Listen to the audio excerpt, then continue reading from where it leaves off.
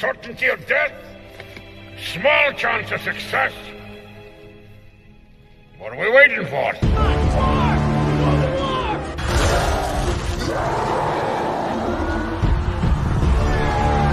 Fellas, I feel this is my lucky day. Brilliant.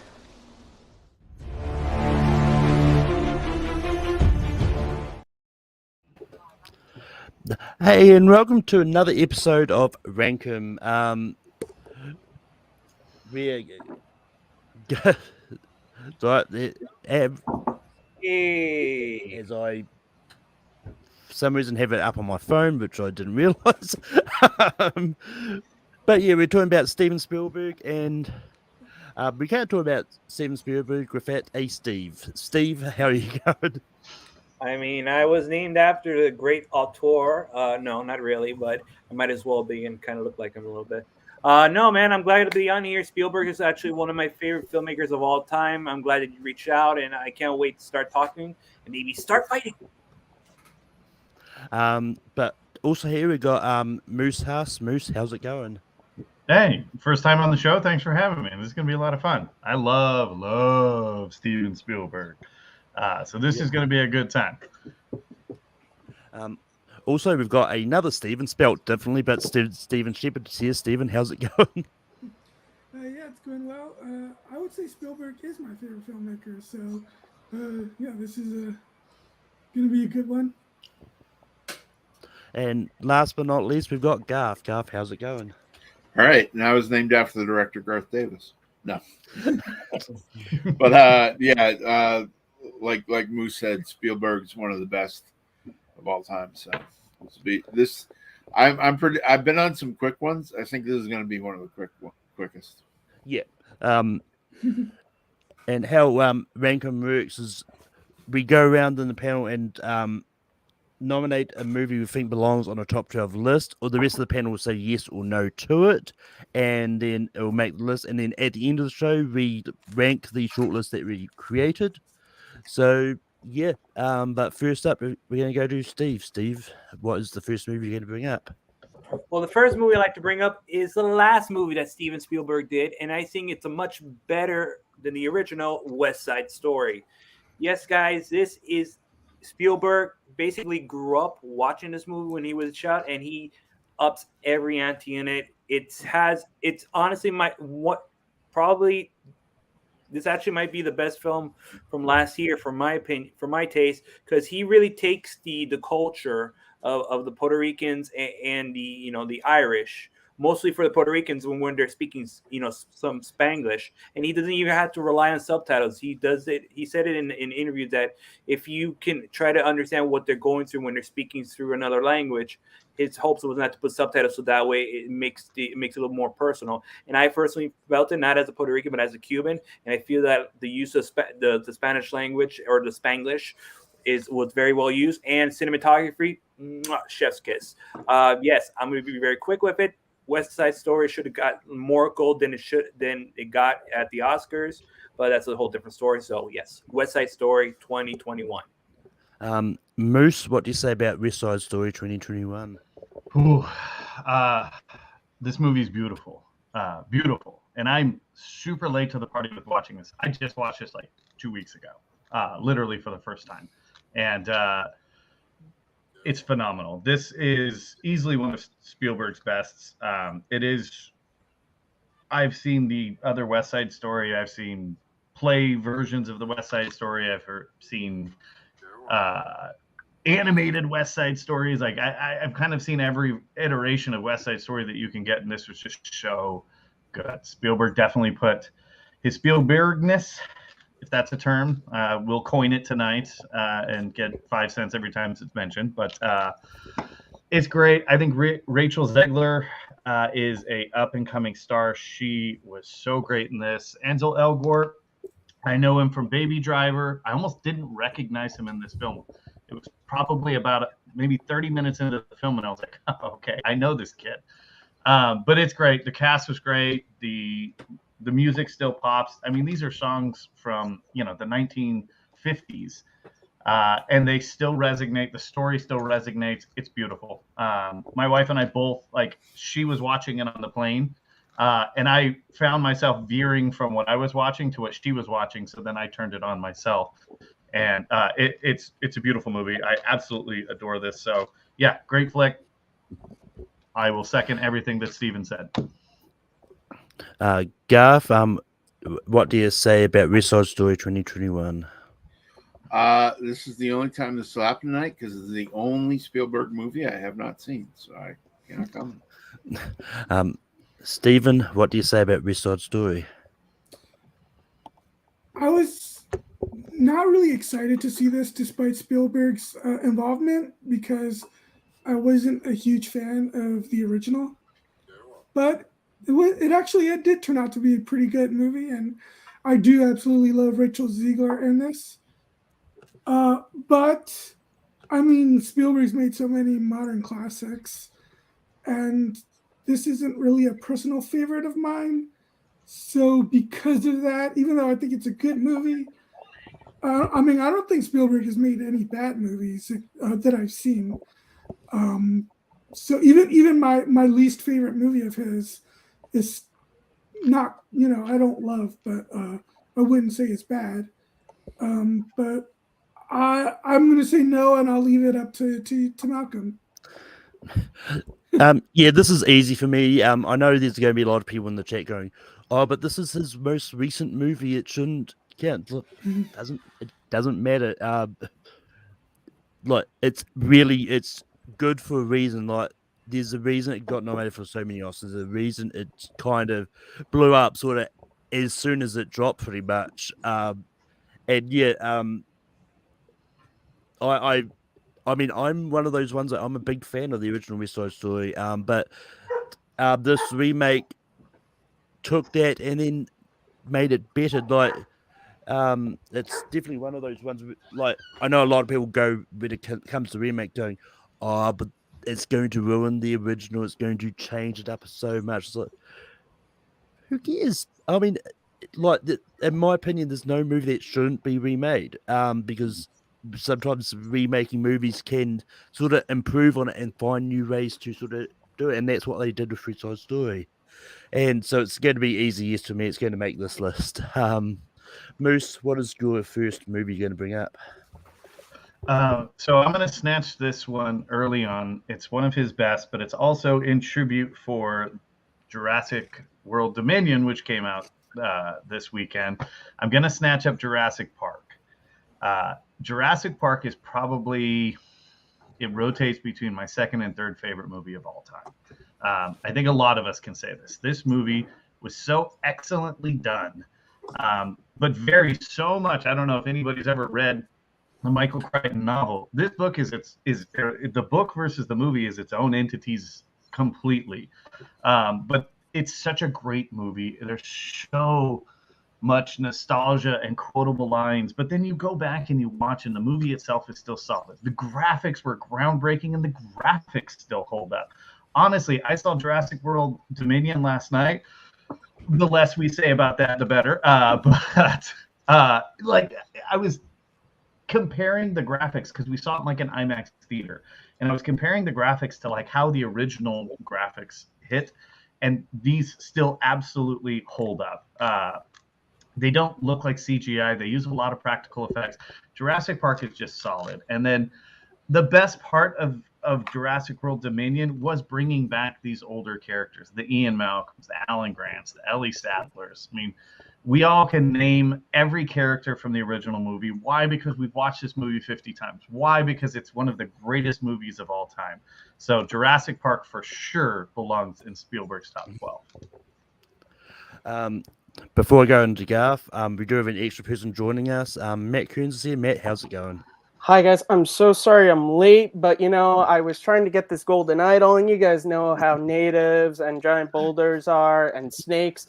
I don't like snakes, so it just delays things. Not like Malcolm just told me 5 minutes ago I could come here. Yeah. Okay. Too bad that Jovitos don't really what I do. But anyway, Garth, what do you say about Jurassic Park? Heck yeah, this is near the top of my list, and I worked for years as a projectionist at a private school, Phillips Academy Indoor, and worked in the AV Center, and one of the movies we would use to test the sound system out was Jurassic Park. You get all the great, and we'd even joke, we'd have a glass of water there and we'd try and make ripples. But yeah, the amazing thing about this was the combination of 1993 era CGI with practical effects, and it totally immerses you when that T-Rex is chasing and they're like, must go faster. You're in that scene. You believe it's real and it's really happening.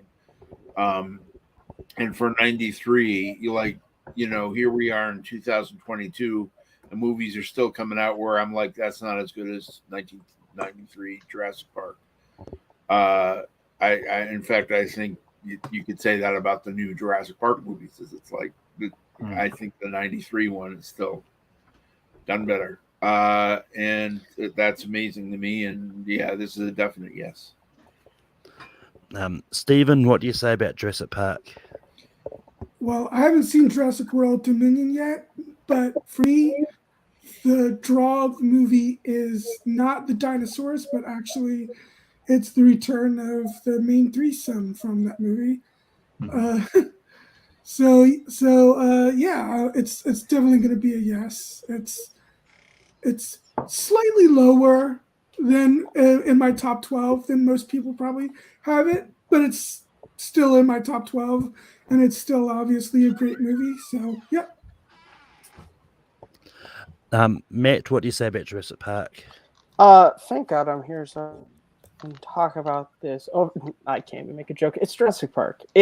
It's like incredible. I watched it in the lead up. I watched all 5 movies once a day leading up to Dominion, and I put Jurassic Park in my top 5 favorite films of all time. And sometimes you do that because you love those movies, and sometimes maybe you don't watch for a couple months and you're like, especially since I just recently updated my top 50, and I'm like, does Jurassic Park still deserve the top 5 spot? And after that viewing, I'm like, yes, because it is such an incredible movie. It is fun.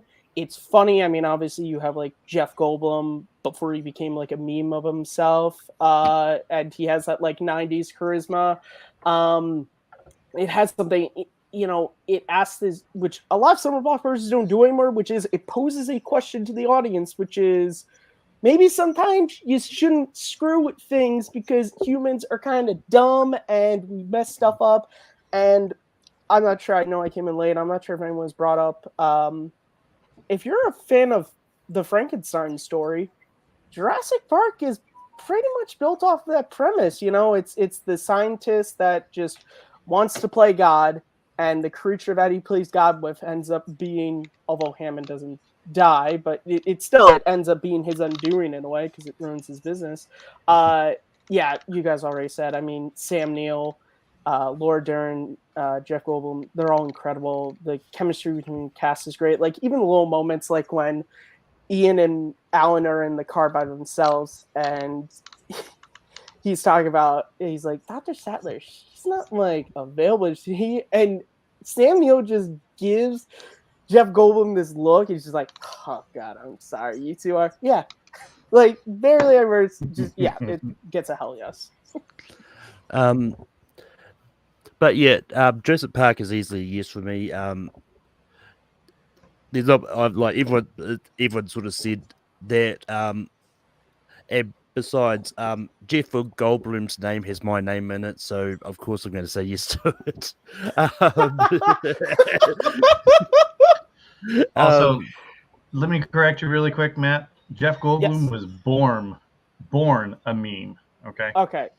He didn't start leaning into it right away. It took him a little time before he was like, I think I can make some money off of this. Yeah, he was in Death Wish, when he was like one of the punks. But if that Jurassic Park has made this list, Steve, what would you have said about Jurassic Park?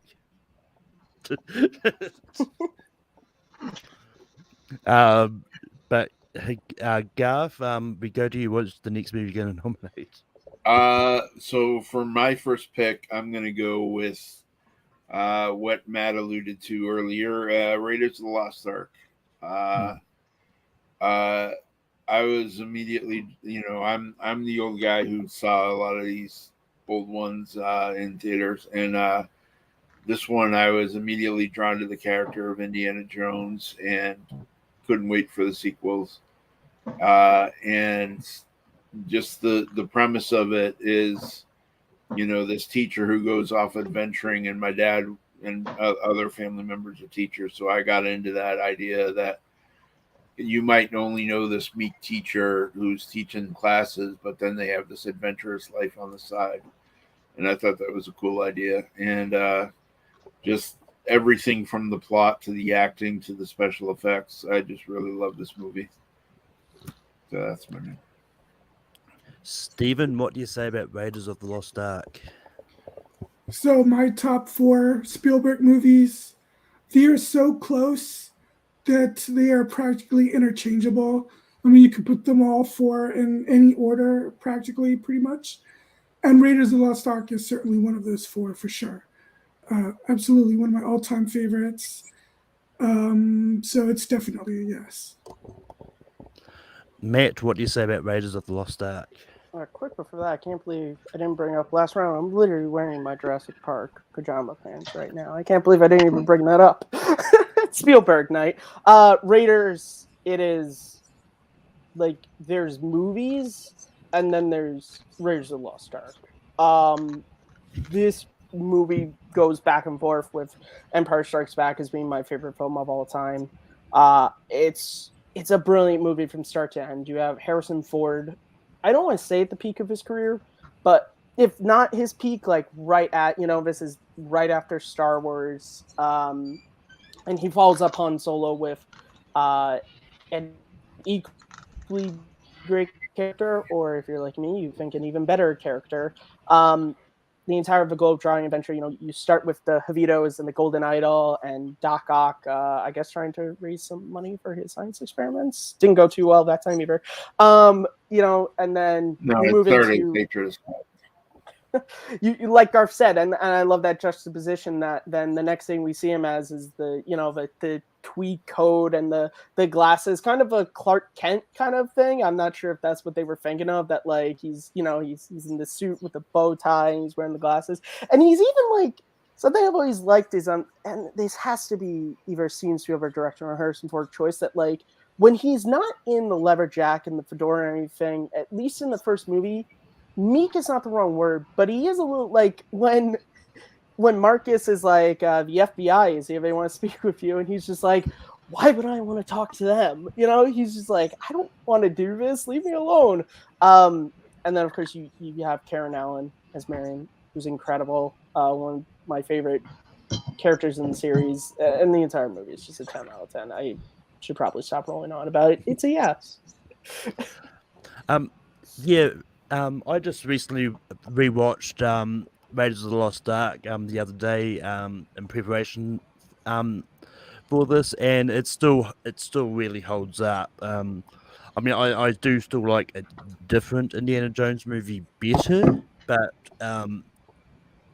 but Raiders is still pretty solid. And like it reminds me of an episode of Legions of Tomorrow, in which George Lucas stopped directing because George Lucas was involved with the story and that of this, and like they did this whole thing about if Star Wars and Indiana Jones was never created, like it would affect people, the time travel element. I don't know. I can't remember that episode or not. But anyway, but Raiders of the Lost Ark is great. Steve, what do you say about Raiders of the Lost Ark? I seen this movie in 35mm. I seen this movie in IMAX. I seen the great movie Ride. I seen the Indiana Jones stage show at MGM. Come on, guys. I'm jealous of you. You got to see this in 35. That's awesome. And Musa, what would you have said about Raiders of the Lost Ark? I, like you, Malcolm, enjoy other Indiana Jones a little bit more. However, it's Raiders of the Lost fucking Ark, people. It's so good.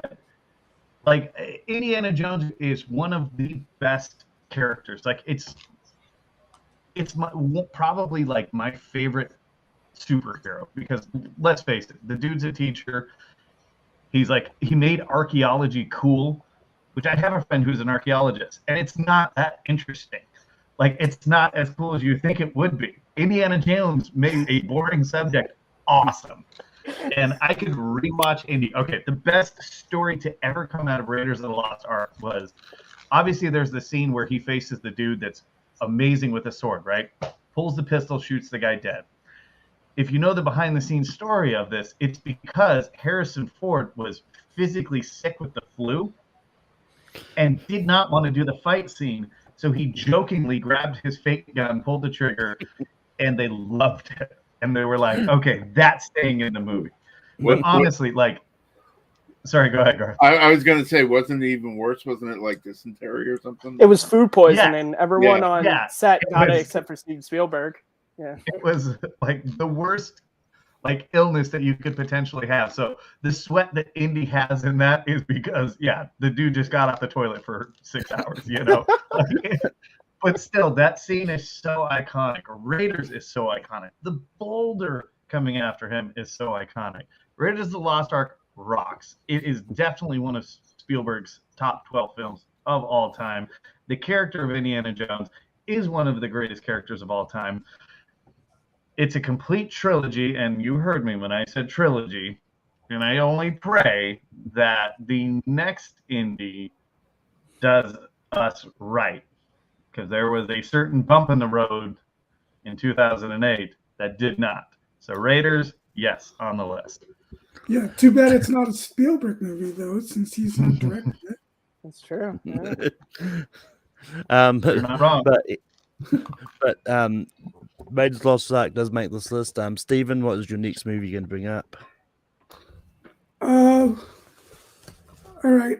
One of my personal favorites for sure of his, you know, he's done his fair share of science fiction movies, and my favorite of that genre that he's done, without a doubt, Minority Report. I just absolutely love this movie. Tom Cruise is great. It's probably my favorite movie of his. And it's kind of like The Fugitive mixed with this, the whole thing with the precogs, being able to see if people are going to commit murder before they actually do it, and how Cruise is set up. I think that's the whole thing is really cool and well done. Great supporting cast: Max von Sydow, Colin Farrell. Some actors who weren't well known back then that have small parts, like Frank Grillo was in it, and Neil McDonough. The action is great. The cinematography from, I don't know how to pronounce something Kaminsky, or I forget. It's one of my all-time favorites, so I'm going to go with Minority Report. Matt, what do you say about Minority Report? I actually saw this movie for the first time this year. One of those that's I'm trying to catch up on Spielberg recently. I thought it was pretty good. Like Steven said, it's Tom Cruise's version of Fugitive, and I love Fugitive, and I love Tom Cruise. And it's an interesting idea, the precogs that like they go and they arrest people before they have even done anything, which is this like interesting, like, is it really like fair if you like think about robbing a bank but you don't rob the bank? Can you really get arrested for that? And that is a question in the movie, and I like Colin Farrell in the movie. I like Colin Farrell in a lot of stuff, but in this I like the fact that you think he's going to be the main antagonist, but he may not be. I just realized I was about to reveal possible twist in the movie. Well, the movie came out in 2002, so I shouldn't feel too bad. It's 20 years old. Whenever I'm on Rankum, I always feel bad if I'm like, because I just saw the movie for the first time. And it's cool. But, however, I think you're all right. And this is where I'm probably going to get shit from this panel, but I'm going to say no, because there's another early 2000s Tom Cruise, Steven Spielberg joint that I want to bring up at some point. Yeah, I'm already getting it, but we'll get to that. So I'm gonna give a slight no, and I already know how my pick is gonna go, but we'll see that. But yeah, with Minority Report, look, I think it's a good movie. This is one that I personally don't have in my top 12, and it's just I like it enough, but I'm also actually going to say no to this. Steve, what do you say about Minority Report? Shame on all y'all. I'm just kidding. No, I'm gonna have to say yes because this is actually, in my opinion, Spielberg's best movie in 2000. In my opinion, you have Tom Cruise delivering probably one of his strongest performances he's ever delivered as John Anderson. I mean, just that flashback scene just kills me. And Samantha Morton as one of the precogs. She's freaking excellent. But definitely great chase scenes. I think top to bottom, it's a sci-fi masterpiece. So yes. Moose, what do you say about Minority Report? I'm gonna change my name to Steven because I agree with these guys. I love Minority Report and dig it. It's such a fun fantasy sci-fi type movie. It really is. Science fiction. The premise is kind of crazy, but then the execution on the movie is awesome. I mean, let's not forget the main villain of the movie is Max von Sydow. And anytime we can get Max von Sydow doing anything, sign me up, right? But Minority Report is solid. And there is the story behind like Tom Cruise's character is quite haunting. You know, he loses his son at the pool. The setup scene is probably one of the more tense scenes I've seen in a Spielberg movie. What I mean by that is he goes to that hotel. Like he's following this like breadcrumbs to this hotel, and he's the guy that he is supposed to kill is not actually the guy who kidnapped his son, but you don't really know that until that scene unfolds. But the entirety of that like hotel room scene when he believes that this is the guy who kidnapped his son, and it's heart-wrenching, and then it's tense at the same time. You think he's going to kill this guy, and then at the end it's like, well, this precog company is just going to basically offer him money because he's broke and he needs it for his family, for Tom Cruise to kill him. It's a great movie. I like Minority Report. I definitely think because Tom Cruise does a lot of science fiction in his movies, and sometimes it's very hit or miss. And this one right here was a very interesting concept that I think personally he hit out of the park. So I agree with the Stevens. This should be in the top 12. Garth, what do you say about Minority Report? Yeah. He had a couple movies in 2002, and they're my 8 and 9, and this is my 8, and I gotta say yes. I really love this movie, and I'm a huge Philip K. Dick fan of the books, and they're very hit and miss on movie adaptations, and mostly miss. Blade Runner is great, but it's so different from the book that it doesn't really count. And this is one of the hits. And they're also great. The other thing is it's not just a sci-fi movie, it's a great detective movie where even Colin Farrell is like sees all the photos on the bed and he's like, this is an orgy of evidence. We never get this. This is a setup. It's too much. If there were just a couple photos, maybe I'd buy it, but nope, this is too much. And so it's, one of those great detective things as well, where things are being pieced together and all that. And the scene where he has to have his eyes taken out and replaced, and the little spider creatures are going through the building and things like that, and he has to hide in the ice and all, just brilliant scenes like that. So definitely yes for me. And if that Minority Report does make this list, Matt, what is your next thing you can nominate? Between two, but I feel like okay. I'm gonna go with one of my favorite movies of all time. This is the movie that Steven Spielberg followed Jaws with, and that's Close Encounters of the Third Kind. I think this movie is brilliant.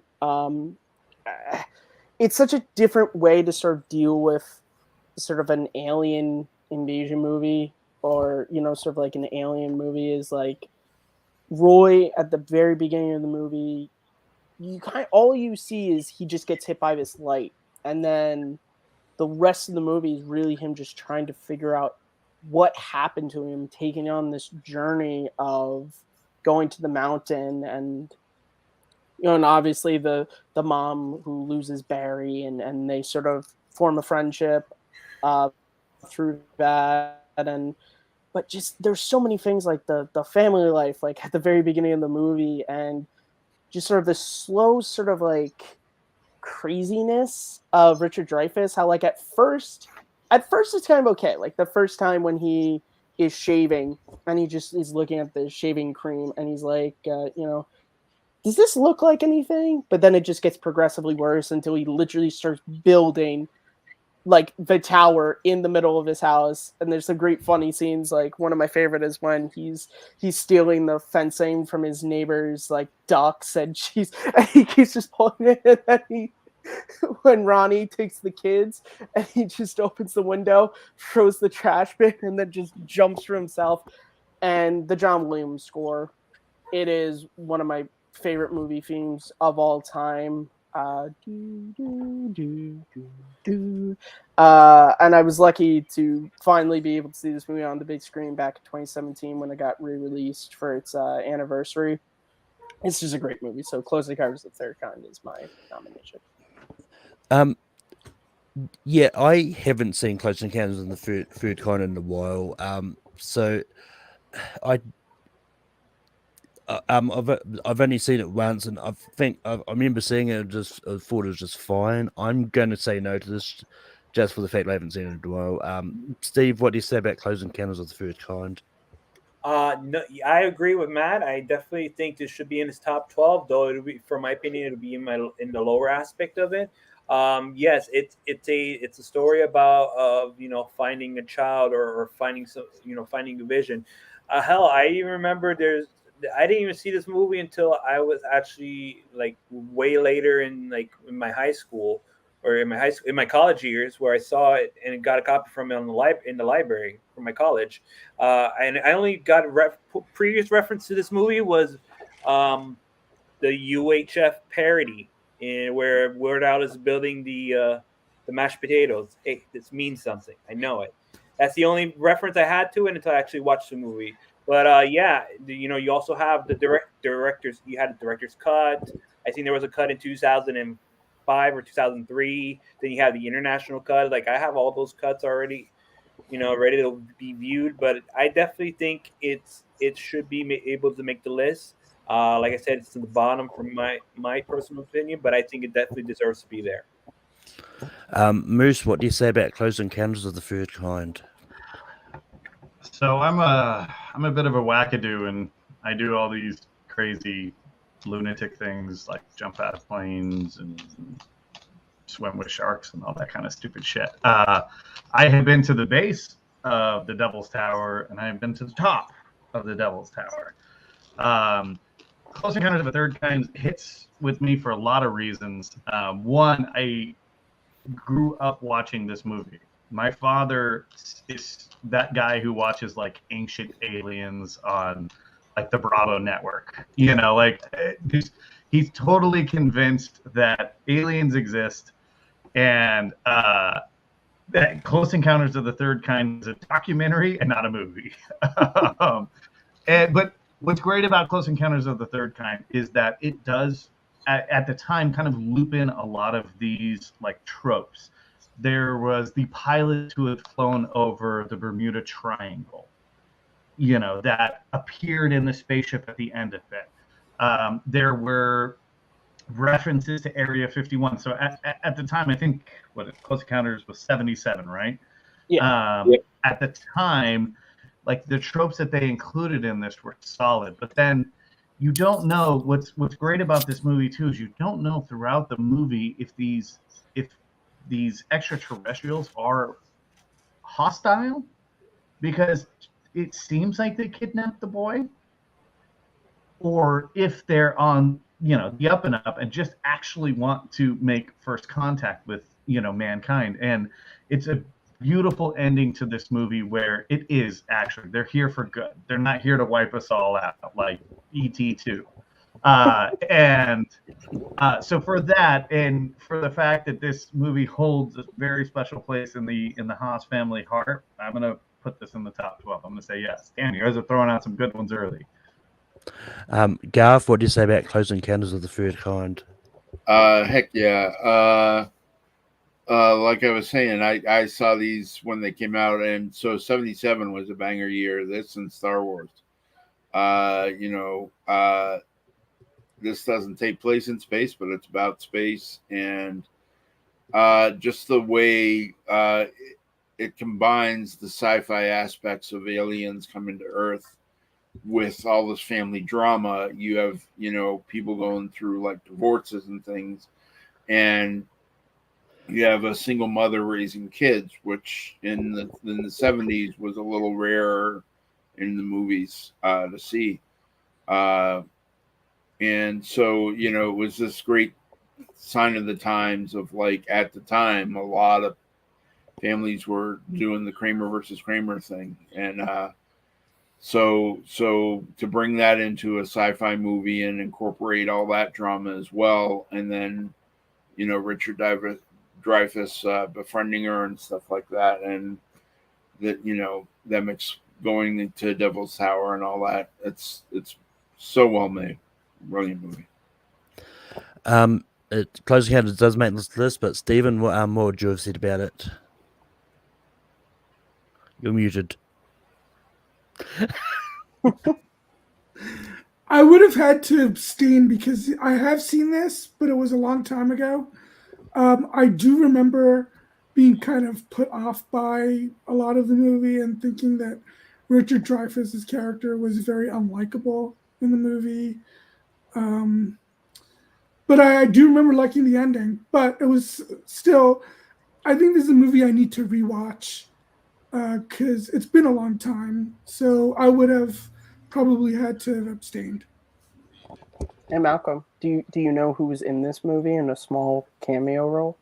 Apollo Creed. But anyway, Close Encounters does make this list. For my first nomination, I'm going to go for one. I don't know how this is going to go, but this is a movie that doesn't get talked about a lot.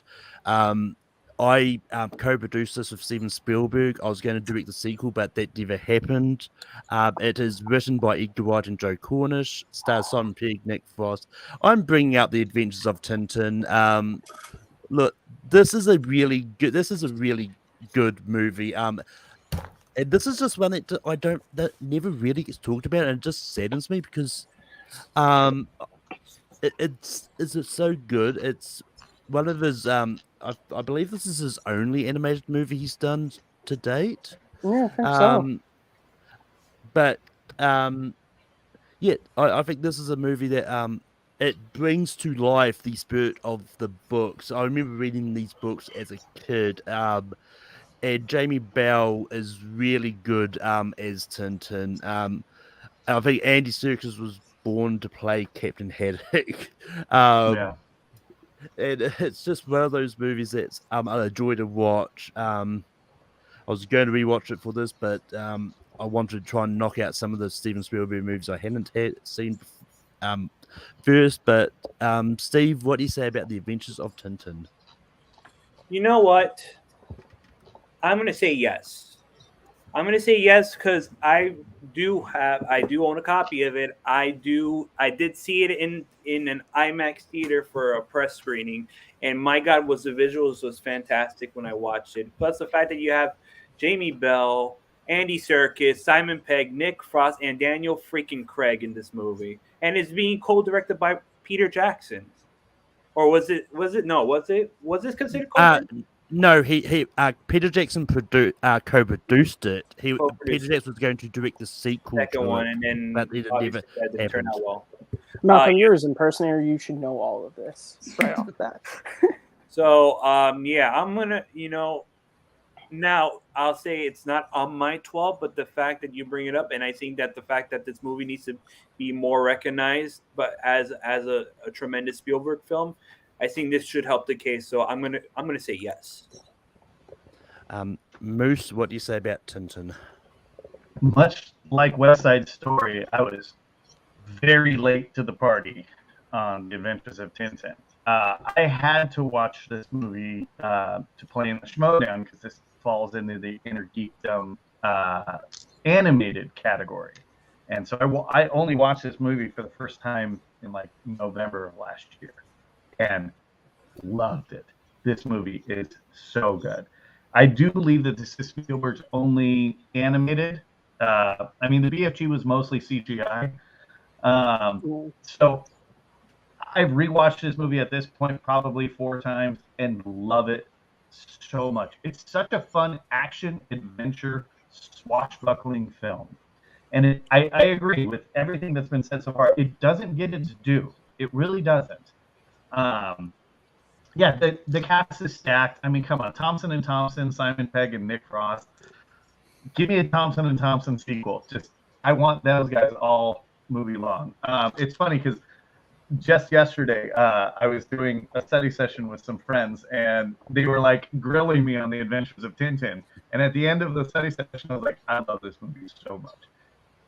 For this being Steven Spielberg's, and again, this wasn't probably in my top 12, very similar to Steven, but this being Steven Spielberg's really only foray into the world of like animation, it is a solid animated movie. It does not get enough appreciation. And I absolutely will agree with this being in the top 12. Garth, what do you say about Tintin? Yeah, I have a close connection to the books. My parents were born and raised in the Belgian Congo, and the books that they read as kids, they brought to me and read to me. And so I had Babar the Elephant and Tintin. It's pronounced Tintin. And it's they read into the Belgian French, and there's even Tintin in the Congo, which is very racist, of course, because it was of those times. And is Tim Curry in that one as well, or what? You said Tintin in the Congo. So Congo, Oh. Tim Curry. Nobody. No, yeah, okay. No, it's Tintin. It's what Tintin, whatever. So I got in. I was really into the comics and stuff. And so when this movie came out, I was like skeptical because they've done many movies before this, animated and live action. But this was very well done, and it captures the spirit of the books. So I'm because it's out of my top 12, but so I'm kind of on the fence, but I'll give it a tentative yes. And with that, it does make this list. Stephen, what would you say about Tintin? I'm glad it's not on me because it actually just barely makes my top 12. But since there's a movie that's not in my top 12 that made the list, that means this would have been the first movie out. But I'm glad it's not on me because I do love this movie. I think it's a great, has kind of a spiritual cousin to Indiana Jones because it very much has that, adventure flavor like Indiana Jones, and the animation is great. The voice acting is great. So I probably would have. Well, I don't know if I would have said yes or no, to be honest, but I'm glad it made the list. And Matt, what would you say about Tintin? So this movie came out when I was a freshman in high school, and I took French all throughout high school. My French teacher wanted us to go on a field trip to go and see this movie because, as Garth pointed out, it's very big in Belgium, which is a French-speaking country, but my school would not sign off on the field trip. And because of that, I have to go against Smithtown High School West. I still have abstained from seeing Tintin because I just have. It looked interesting. I remember when it came out, and I kind of thought that field trip was going to happen. So I was like, "Oh, cool! Let's how I'll see it." And it's just passed me by. I think mostly because I forget it's a Spielberg movie because it's his own animated feature. You know, it's not like he has a couple to where it's like, "Oh, these are the Spielberg animated movies." I probably should check it out. You guys all seem to love it, and Garth gave me like a flashback when he said Babar. I'm just like, oh my god, the green suit and the crown. I remember. Where's our Babar movie? Yeah, Spielberg, get on it. That could be your second animated feature. The Babar movie is called Coming to America. If you have never seen it, you're not wrong about there is that. a Babar reference in Coming to America.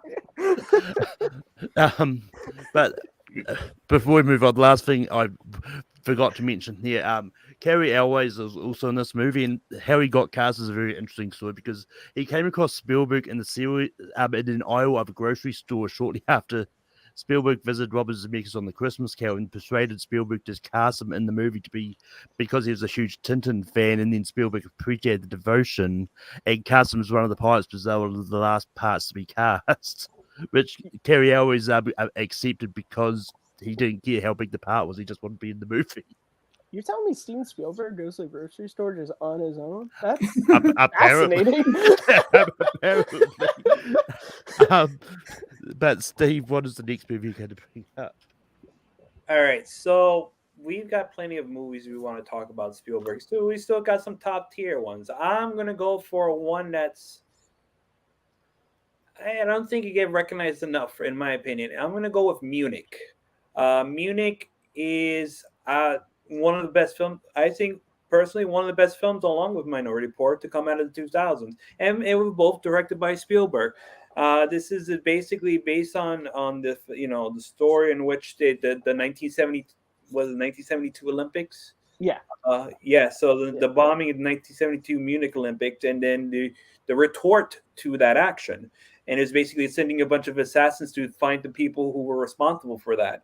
And it just has a very great performance from Eric Bana. Not only that, this was Daniel Craig's first collaboration with Steven Spielberg, right before he was going to take on the mantle of James Bond. And then you also have this cast. Let's say you got Ciarán Hinds, the recent Oscar-nominated Ciarán Hinds, and you also have Jeffrey Rush too. I think this movie doesn't get talked about as just like how Tintin doesn't get talked about much, in my opinion, and I think it should be recognized as one of top tier Spielberg. So I nominate Munich. Moose, what do you say about Munich? Munich is a great movie. Solid movie. I just recently, maybe in the last 2 months, revisited Munich. And yeah, it's great. I absolutely think Munich for me is a tougher story to watch, and Spielberg is great at telling these tough stories. But it's also a very satisfying story in that this happened, and instead of just dealing with it, this country decided to get retribution. And again, maybe it's not a great thing to say, but at the same time, I very much enjoy Munich. The cast is stacked. I don't know really what else to say. I mean, I have to make a decision whether I'm going to say yes or no. And Spielberg is great at telling these hard stories, but I feel like there's harder stories that he has told that maybe deserve a little bit more recognition on the top 12. So, damn, Steven, sorry, buddy, I'm going to say no. Don't give me the head shake. Garth, what do you say about Munich? With the beard, you look like Spielberg too. So I feel like Spielberg is shaming me for saying no to this. I do think it's a great movie. However, I have it like pretty far down on my own personal list.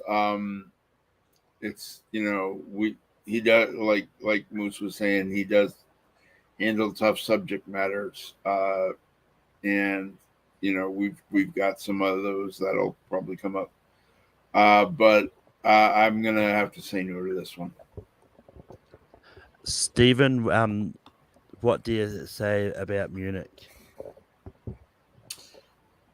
It's number 13 on my list, but I do think it's a really powerful movie. How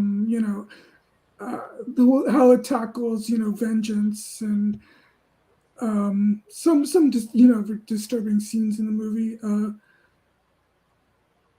I'll keep it alive for now, and I'll say yes, and let the rest of you decide the movie's fate.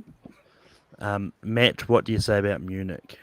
Yeah, so because my being on this ranking panel is not like normal things, I didn't really get a chance to like really sit down and think about my Spielberg nominations list. I kind of just had to throw it together.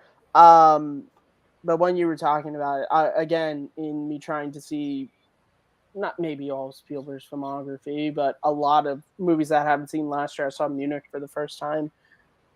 And it is a brilliant film. And if you've seen the HBO Spielberg documentary, which is on HBO Max, everyone should check it out. He talks about how this movie came out in 2005.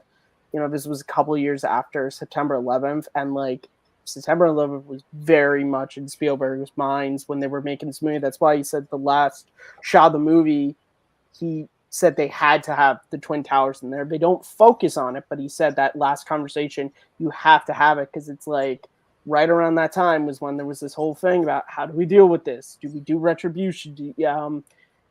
I mean, that scene with the phone, when the little girl's picking it up and Daniel Craig and Eric Bana, they're racing to get them to not do it because the wrong person and the family's still there. It is one of the tensest movie scenes I think I've ever seen. In particular from Spielberg, like it's, and I'm not talking about the movies, I'm talking about the scenes. It's on par with when Julianne Moore is on the glass in Lost World, like just tense to where you're like, oh, I don't want to even breathe because I feel like something's gonna go wrong. I'm giving this movie a yes because it's an incredible movie. Maybe I haven't seen his whole filmography, but might be my favorite Eric Bana performance. I thought he was fantastic in this. So yeah, Munich gets a yes from me. Yeah, so this is tough for me. But yeah, this is the one I haven't seen in a while. It's currently really low down on my ranking. It may go up. So I'm going to have to say no, which does put us in an interesting position because we've got 3 yeses and 3 no's. But so for the first time in a while, because I know normally when it comes to the nominations, if there's a tie, for if got even, it doesn't make the list. But I'm going to go to the chat and if not, Malcolm will pull out the magic wheel. Oh, I'm not going to do the wheel for the nomination process anyway, but it does happen because the only reason I mentioned that is Jonathan Peck is in the chat and he does say that he would give Munich a yes. So hell Munich yeah. is going to make this list. Hell yeah. If the chat was indecisive, I think I might have changed my vote. We almost had a no, but we haven't yet. The thing about this list, and we all know, is like we could do a part 2 of this list tomorrow and like not use any of the movies that we got on the list tonight. Yeah, and that's what I love about, and that's also why I'm just like, oh, the comment section on this is gonna be fun.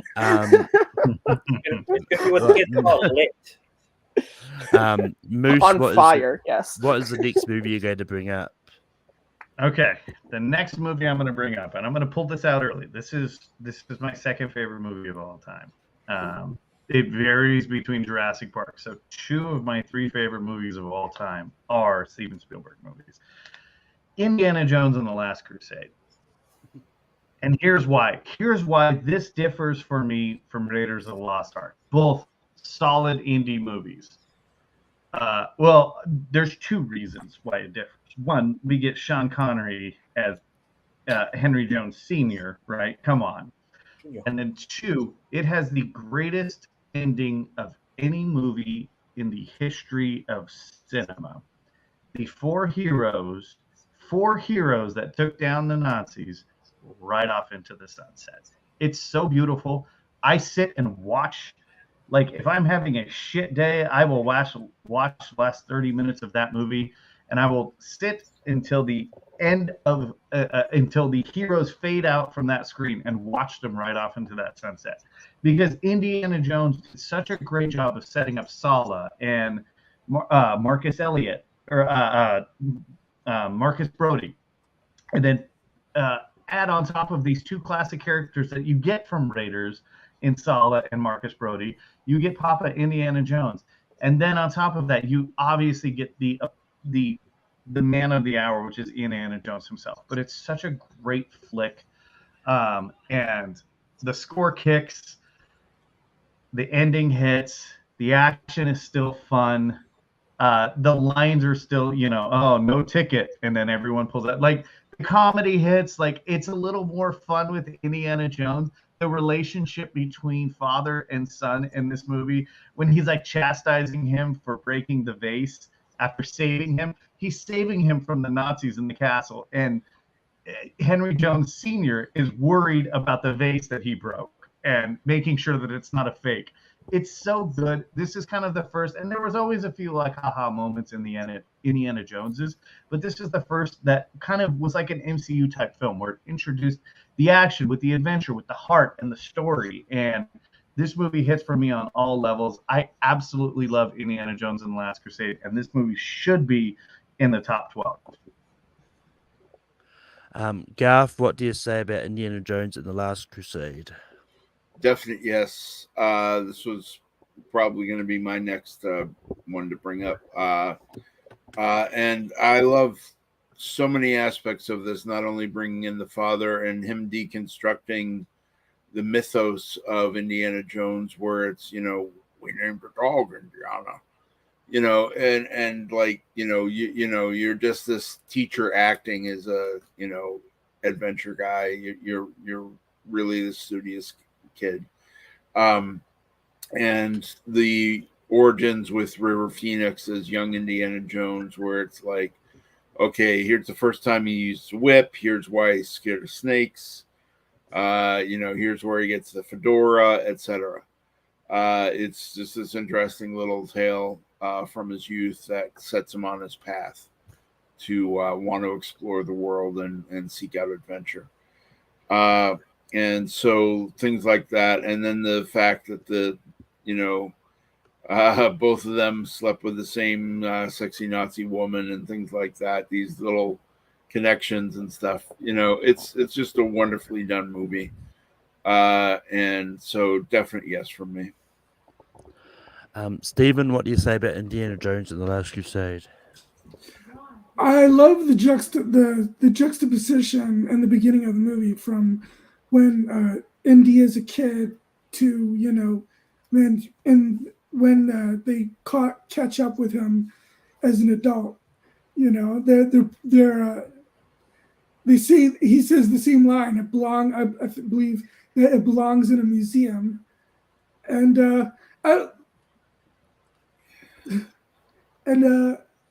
one scene that always cracks me up, never fails to crack me up, is when they're in the library, and then you've got that librarian who's doing the stamp thing while he's not knocking on the floor, and then when she hears it, she keeps looking at the stamp like that. Just never fails to crack me up. And some really great choreography in the action scenes too, like when Indiana Jones and his father are tied up and the room all around them is on fire, and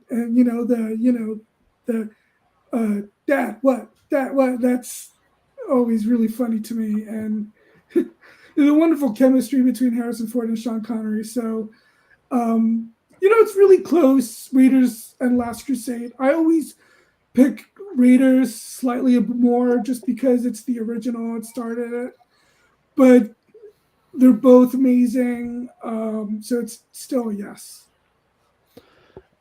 Matt, what do you say about Last Crusade? We're talking about fun scenes. One of my favorite humorous jokes in this whole movie is when Indiana Jones is talking about Marcus and how he has friends everywhere. He knows a dozen languages, every tradition. He'll blend in with any luck. He already has the Grail. Cut to, hello, does anybody speak English? It just, Steve talked about never failing to crack you up. Demhole Elliott, just that moment. And then also with Salah, yes, the morning paper right here. Run. I'm sorry. Did you say run? Malcolm, I feel like off camera, and possibly even on camera, we've had this discussion hundreds, if not thousands of times. We already have the best Indiana Jones movie on this list, and it's Raiders of the Lost Ark. We have so many Spielberg movies we have not brought up yet. I'm saying no, not because I don't love Last Crusade. I do. It's incredible. Casting Sean Connery as his father was a stroke of genius, even though Sean Connery was like, I'm 12 years older than Harrison. This doesn't make any sense. And of course, like, man tears every time he calls him Indiana. But I'm saying no just because we have what I think is the best Indiana Jones movie on this list. And there's so many other great movies that I think should deserve a spot instead of just having like the whole Indiana Jones like trilogy on here. I love the movie. If it was brought up before Raiders, maybe I would have said, I probably said no because I'm not going to bring up Raiders. But, The only thing I'll say to this is, Moose, you chose wisely, because now we have the best Indiana Jones movie on this list. Last Crusade is easily the best. So it does make this list. I told you, Malcolm, Steve, we've had this what would you have said conversation. about Last Crusade? Steve is not even wasting time. He's plotting the ways he could get rid of me for my Minority Report and Last Crusade. That'll be a yes. I mean, but anyway, Garth, we go to you. What is your next nomination? Okay, so as I thought, we're going quick. We haven't had a no yet. So, I'm going to hopefully stick with that trend. And I'm for Spielberg, I actually started watching him before the movies because I'm a huge Columbo fan, and he directed the pilot episode. And then I saw the TV movie Duel, which had a recut and limited release in theaters, but doesn't really count as theatrical. But really caught on to that. So I'm going to go with his first real movie, which was Jaws. And this was a heck of a launch into the stratosphere for him. Made a name for himself, and I'm also a Massachusetts boy, so got to go with that Massachusetts vibe. And when this came out in 1975, I was just a 7-year-old kid, and it's about sharks in the ocean, but I didn't want to go into swimming pools for a while. I got so scared. And just an amazing, well put together movie. And it's actually beneficial that things went wrong with Bruce the Mechanical Shark, because the less they show of the shark, the better it works. You got that John Williams score. The music just does it, scares you more than seeing a mechanical shark would. And the acting and the stories that that they share on the boat and all that, the camaraderie, just a brilliant movie overall. So I got to go with Jaws. Stephen, what do you say about Jaws? Was it his first movie? I thought The Sugarland Express was before Jaws. Oh, right. I was going to say, Garth. Never mind. Big On my movie. movie trivia. but it's definitely an easy yes. It's, well, I guess spoiler alert, it's my favorite movie of his. It's yeah, it's in my top 10 of all time. I absolutely love it. The chemistry between those three guys, Roy Scheider, Richard Dreyfuss, and Robert Shaw, yeah, is fantastic. And one of my favorite things from television trivia is the Some Bad Hat production company, or is it just Bad Hat? Bad Hat. I can't remember. Bad Hat Harry. Yeah, is obviously from this movie. So that's some cool little trivia from. I mean, I don't know if they've done any movies, but I've seen them in television. So, but yes, definitely an easy yes for Jaws. Matt, what do you say about Jaws? Garth talked about this movie had Massachusetts vibes, but as possibly the only Long Island boy here, this is quite possibly the greatest movie set on Long Island, because I grew up not too far away from the real Amity. So every time, actually, I would drive in with my dad to college, and we would pass by the exit to go to Amity, and every time I saw that, I would be like, Jaws. Yeah. I can still remember the first time I watched this movie. It was a Saturday morning, and I just found it on like one of the paid channels, and I just sat down and watched it. And I was in 6th grade, and I was just blown away.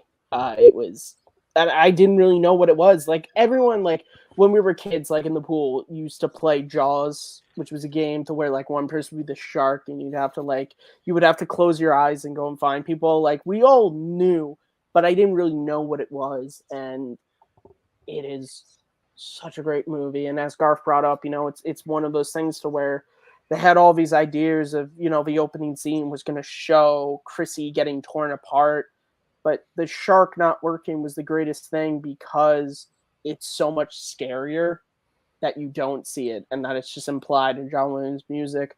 The cast is great. I love Roy Scheider.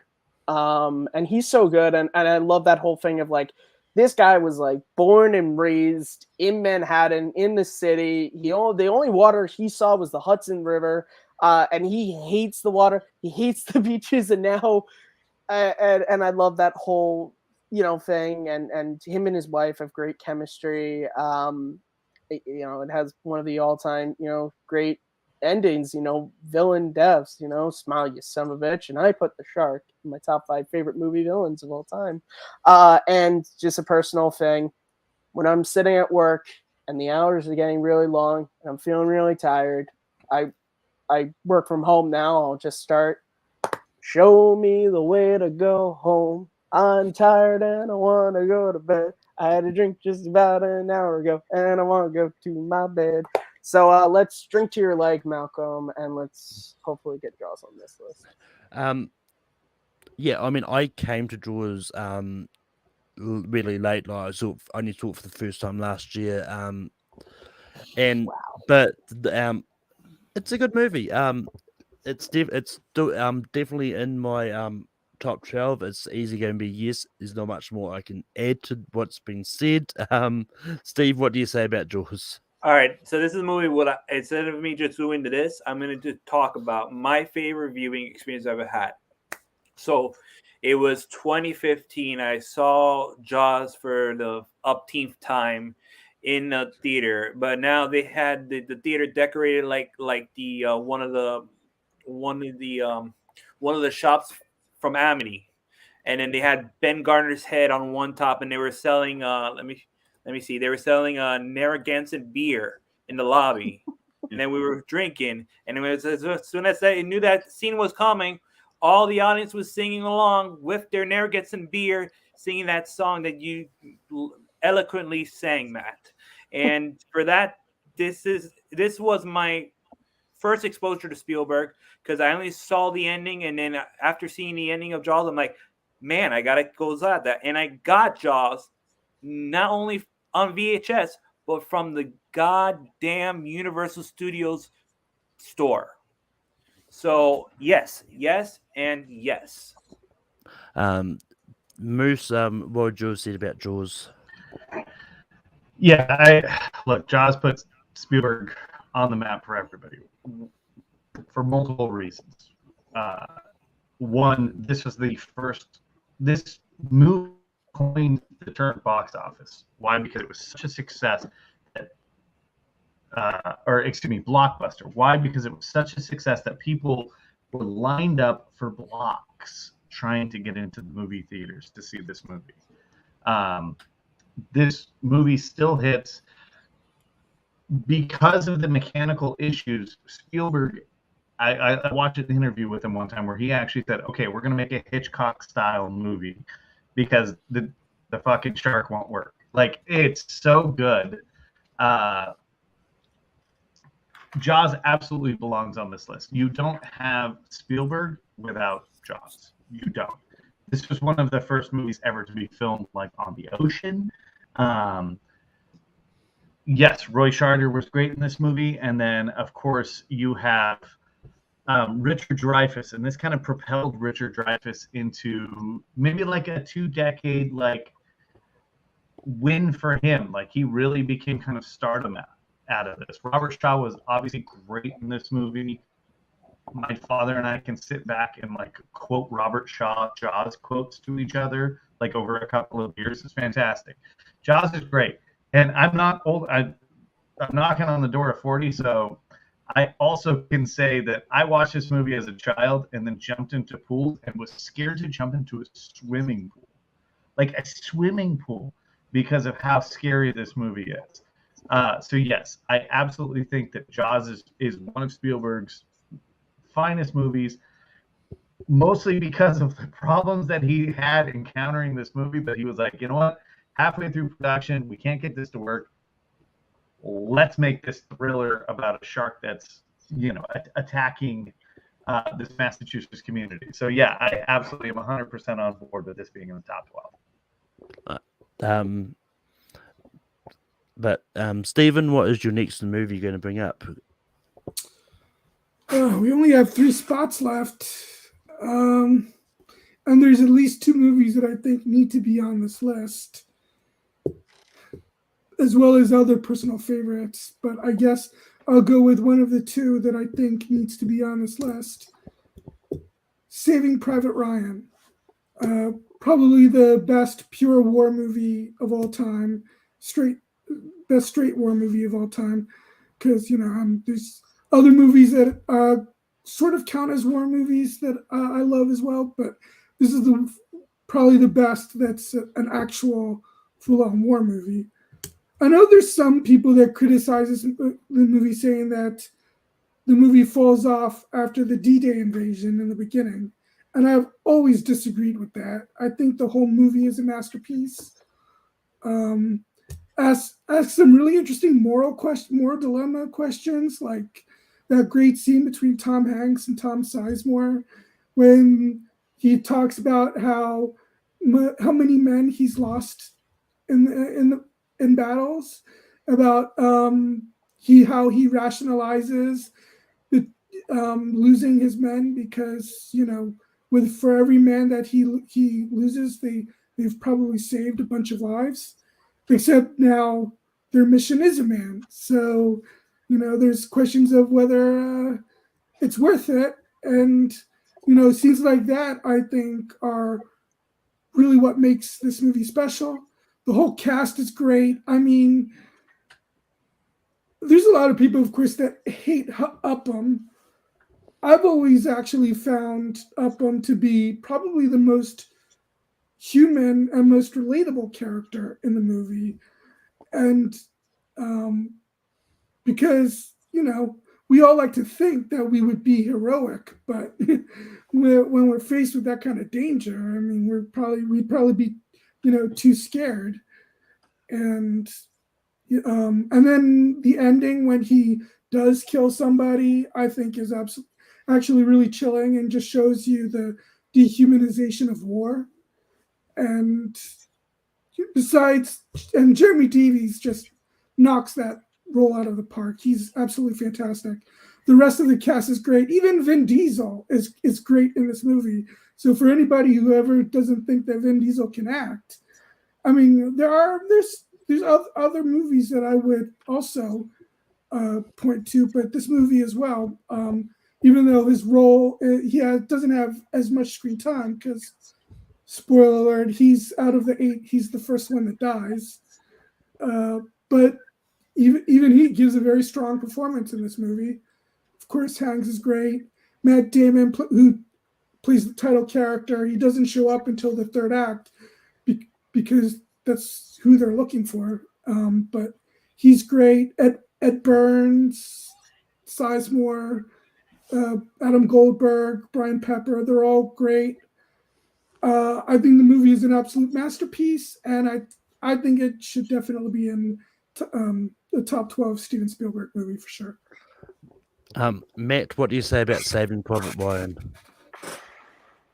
This is so rough because it's like so many great movies, but it's in front of me. Yeah, I think it's a great movie. Obviously, you know, the D-Day, which we just I don't want to say we celebrate the anniversary of, but the anniversary of the actual D-Day invasion just happened earlier this week or last week. Yeah, and that's an incredibly just like, oh my lord, like if you've never really researched war beyond history class, like, yeah, well, welcome to what it was like. It certainly isn't, you know, no offense, Gareth, it certainly ain't Steve Rogers running in there with a Frisbee shield. It's a little bit bloodier than that. But there's so many great things. I got to give credit. The Firefly fan in me. I love Nathan Fillion. He's the faux Private Ryan that they find, and he starts crying because his brother is like 11. He's like, he's only 11. They're like, you don't have 2 brothers? He's like, no. And they're like, oh my god, we have the wrong Ryan. And Tom Hanks is great. You know, the whole conversation about like he was a history teacher. Like he was drafted.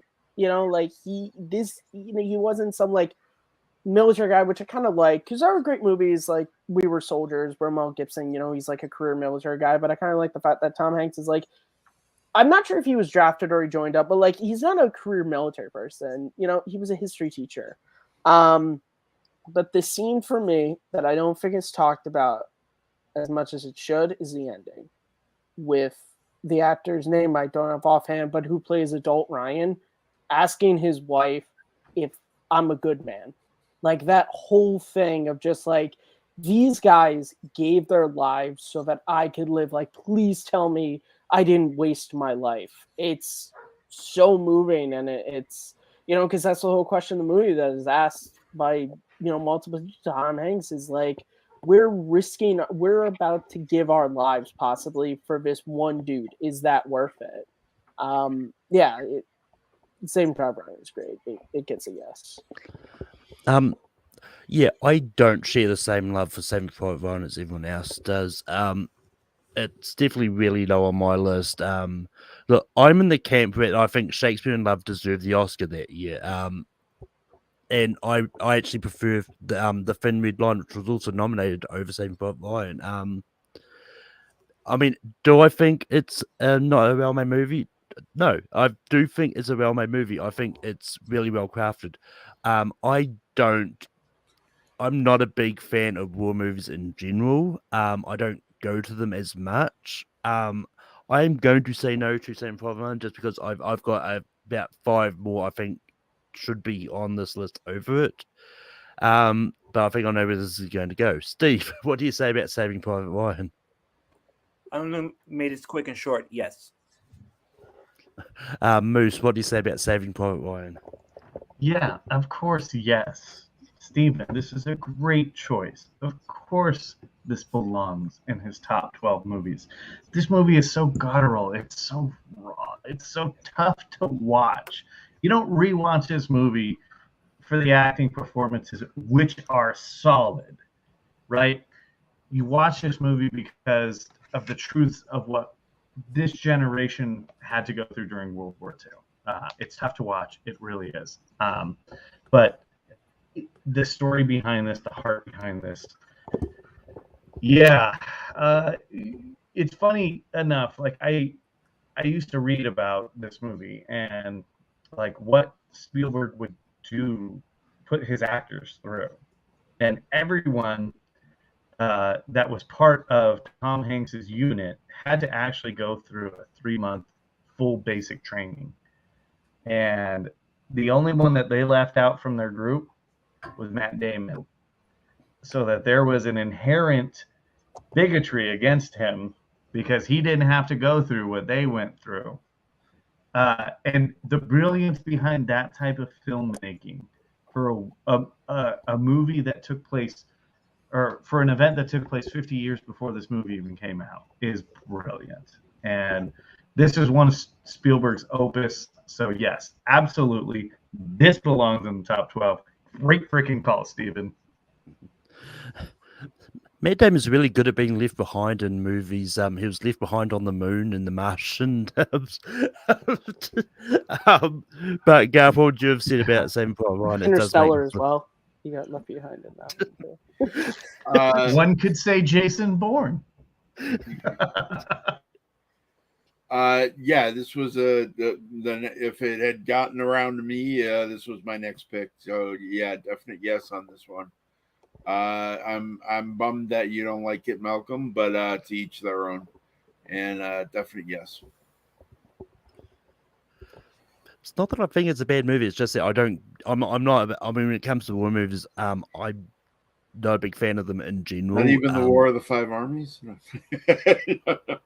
Whoa! That's dipping into Malcolm family history there. Correction, it's the Battle of the Five Armies. All right. Okay. But Matt, what is your next nomination? Decimation of Smaug. Did I say that one correctly? No, because that's not a Spielberg movie. So there's like 5 that I want to bring up, but there is no freaking way it's coming back around to me at all. Very slightly. So I would feel remiss that we would not bring this movie up on the literal day of its 40th anniversary. I'm bringing up E.T. This movie is fantastic. I'm telling the story to everybody who knows it, but it's the story of this little boy Elliot who finds this alien and befriends him and forms a bond with him. This is a movie about a broken family and how this alien brings these 3 siblings together, but sort of care and protection of it. And it's whimsical, it's wonderful. The bike chase scene is one of my favorite movie scenes of all time. John Williams score is incredible. And this movie, I talked about it on a recent episode of Simple Tricks and Nonsense. Given recent events from last year in my life, I watched DT earlier this year. The emotional reaction I get out of this, like, it's not man tears, like it's like full on tears because it's such a beautiful, powerful movie for me. So yeah, E.T. is my next nomination. Yeah, I mean, this is tough. I do like E.T. But yeah, I'm going to have to say no to this. Steve, what do you say about E.T.? You know what? I'm going to have to say no on this because I will never forget the one time I drove on the ride for the Universal Studios that they didn't get my name right when I was leaving that ride. They didn't say Steven. They said Vin. Do I look like Vin Diesel to you? That's not the movie's fault. That's the ride. Okay, no, I'm just joking aside. No, I'm gonna go yes on this one. This was one of the early. This was probably the third movie I was exposed to. Spielberg. The first one was Crusade, Jaws, and then this movie. and I had the old school VHS tape, the clamshell, and I remember that because it comes from a family member who I would like to think that I probably got more of her taste in movies, and I think that's where my love of movie came from, was from another family member, and if ET was one of the reasons I adapted my movie love, then I don't see why not this movie can't be on this list. So I'm gonna say yes, despite my early attempt to ride this whole thing with my faux story. I have heard. I did ride the ride. I did ride the ride, and yes, they did say my name. Steven, I gotta be honest, I've been doing this show since it started. I have heard crazy reasonings for saying no. That wouldn't put it past me. It's like, yeah, E.T. didn't say my name. Screw him and screw his movie. No. I'm glad it got shut down. Okay, well, Matt, you're about to hear another one as to why I'm going to say no. Oh. I have had a lifelong fear of E.T. This movie and E.T. Okay, I was born in 1983. This movie came out in 1982. I've seen this movie my whole life. My whole life, E.T. has fucking freaked me out. Okay, there's a scene where E.T. is on an operating table and his heart is fully exposed. How are we supposed to expect that children are just going to be like, oh, he's so cute and cuddly. Like, look at that heart exposed. It's, and it's just my own, because I realize that the relationship between Elliot and E.T. and I get it. I get the cinematic, but I have to go from a nostalgic standpoint in that I've always had a fear of E.T. I know it's terrible to say no to this movie because it is a great cinematic classic, and the cinephile in me should absolutely go, yes, this deserves on the list. But E.T. is fucking free. I hate to say that, but for me it is. I'm gonna have to say no to this. I'm so sorry. This to be fair, Moose, the scene you brought up, I don't think Spielberg meant for him to be cute and whimsical on that operating table. He's supposed always to. Freaky in the movie, though, freaky. And then when you hear the planned script for ET2, where his race was what happened to you on Earth? Oh no, we're coming back and destroying mankind. That was what ET2. Google it. That's what the script for ET2 was. Is his species was oh no, this happened to you on Earth? Okay, we're coming back to get even. ET2 was supposed to be a war film between man and Martian. So was that another script Spielberg did after his divorce? Garth, what do you say about ET? Yeah, so Moose was just saying, the plans for ET2 were wild. And sometime go check out on YouTube. Someone made a goofy fan film called ETX and used footage from other movies and stuff like that, and goofy, low budget special effects and stuff. But it's just a funny thing where the ET's race comes and destroys things. But anyways, so is it already a no, or is it still? At the moment, we've got 3 no's. Yeah, so it's not quite a no. So if Steven I said yes. Yeah, he said. No. Yeah, Steven was joking. I was just joking. In defense, Malcolm had an important business call. So okay. So we've got 2 no's, 2 yeses. So yeah. In that case, I can feel safer about hedging my and I love this, and I've got we've got 2 spots left. So wow. So I'll say yes and put it on Steven. Steven, what do you say about E.T.? I know you just recently watched Spielberg this show, earlier. Steven must decide. Yeah. I don't like being the decider, especially if it's a movie that. Okay, here's the thing. I do like this movie, and I think, and I think the ending is actually quite lovely.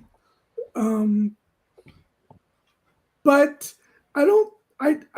Rewatching it, I didn't love it. Like, it's not one of my favorite Spielberg movies, and I just think there's some really interesting potential material in the second half of the movie that often gets overlooked and just rushed through. Like, they never explain, why does Elliot have this connection to ET? Because, like, when Aliens. they're both dying, it's like, why? They never explain that. Well, you see, E.T., when he was on the Senate, he was very good friends with Master Yoda, and so midichlorians. But He was at the pod racing. No, it's the Senate scene, not the pod race. Oh, that okay. ETs are in. Well, there was some in the. I think there was some in the pod racing too. It might have been. Was there? I believe I so. only know the Senate scene. There's the pod to where they're all in there. Probably bringing up Phantom Menace is not helping my case of getting this on this list. At all. I do love John Williams' score to this, of course, especially when they're the bicycles are flying in the air. But overall, I like the movie. I don't love it. I just gotta. So because of that, I gotta say no. That counts as a vote. What Brian said counts as a vote. Check the chat now. Check the chat. It doesn't count as a vote. While we're waiting, I share my birthday with E.T. and Jurassic Park. Oh yeah, that's another reason why I hate saying no to E.T. is because it did come out the year I was born. I mean, it's a solid year to be born if you're Jurassic Park. Again, like, you share that birthday, but who shares that birth? Like, E.T.'s freaky. Sorry. A lot of great movies came out in '82. But yeah, you got a ton there, Stephen. But that being said, we've got another 3-3 split. So chat. The first person who says yes or no to ET decides if it's making this list. And I know we've got people watching. There's people commenting about ET. So there we go. What the hell's all this shit? Elliot. Oh my god. I'm sorry, I just love that delivery. And we haven't had a no yet. I mean, we got 10. Yes. It's making this list. All right, so 11 in a row. Are you for real? Yeah. Is this a first? I'm pretty sure this is a first that we haven't. Malcolm, do you know how much pressure is on you right now? I mean, there's one movie you gotta. Malcolm. I mean, it's Steven Spielberg. Like, we the were bound to reach this conclusion. But, look, there's a few. This is tough because I've got about 5 moves I want to bring up. There's one that I think just needs to be here, and it's another tough watch. I'm not going to bring up a certain Schmodown moment of recent times because Moose knows what I'm talking about. But it is going to be Schindler's List. Shit! Look, I got the DVD.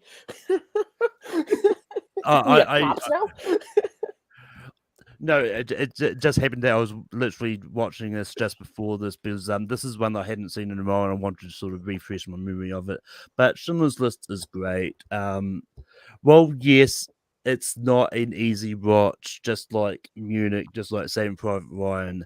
But this is one that it's a important movie as well. I think this is a good movie and I think this deserves to be here. Steve, what do you say about Schindler's List? Keep it quick, keep it simple. Yes. Moose, what do you say about Schindler's List? Keep it simple, keep it quick. I like that idea, Stephen. Yes, of course. Garth, what do you say about Schindler's List? Yeah, if it had if movies had gotten those and it got around to me, this would be my next definite yes. Stephen, what do you say about Schindler's List? No, this movie sucks. No, of course it's yes. And Matt. Fine, I'll be the one who I'm gonna extend this out. Schindler's List was a movie released in 1993, directed by Steven Spielberg, who famously shot this movie right after he shot Jurassic Park. There's a reason why he took 4 years off of making movies. This is also the first time Steven Spielberg worked with cinematographer Janusz Straczynski, who he started to do a lot of stuff with. This movie is also a score by John Williams. So if you guys ever know about John Williams, let me talk about John Williams. John Williams is a composer. Born in... No, this is a yes. Liam Neeson, I put his performance as Oscar Schindler in my top 5 greatest acting performances ever. He is so good throughout this movie, but it's the pin scene. How many more lives could this have saved? I have seen this movie once. I watched it in college because I hadn't seen it before, and this and another Spielberg movie are 2 movies that I think are incredible, but I will never watch again because they are rough. And this is a rough movie.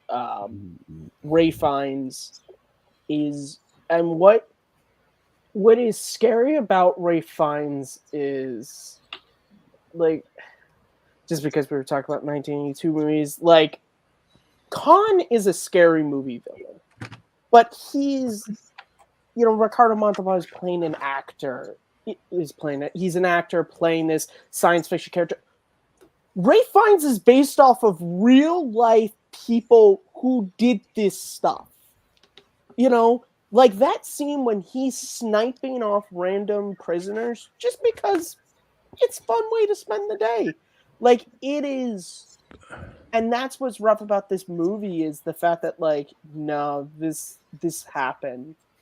But it is, again, Spielberg just, and again, I give credit. I was joking earlier when I was saying it, but like the fact he shot this movie right after he shot Jurassic Park, like, how did he do this? And it ended up this well. Like he's literally going home from set and having to approve CGI shots of a T-Rex chasing Jeff Goldblum, and then waking up and going to set and be like, okay, Liam, could you actually like break our hearts just a little bit more on this delivery? That'd be wonderful. Yeah, this is just like, it's just a brilliant piece of heartbreaking filmmaking, and it's a movie that's a hard watch, but I think every human being on the planet at some point should watch this because, as a great person once said, those who do not learn from their history are doomed to repeat it. But yeah, with that does bring us to the end. Just to recap the trail that are going to be on the list, we still have to rank these, which we'll get into in a minute. But on the shortlist, we've got West Side Story, Jurassic Park, Raiders of the Lost Ark, Monarch Report, Close Encounters of the Third Kind, Tintin, Munich, Indiana Jones and the Last Crusade, Jaws, Saving Private Ryan, E.T. Schindler's List. Steve, just very quickly, what are 2 honorable mentions you would have brought up? None at all. That's it. That was my list. If anything, I probably would have wanted Catch Me If You Can, but that's about it. Moose, what a couple honorable mentions you would have brought up? Steve stole some thunder. I would say Catch Me If You Can and Amistad. Great movie.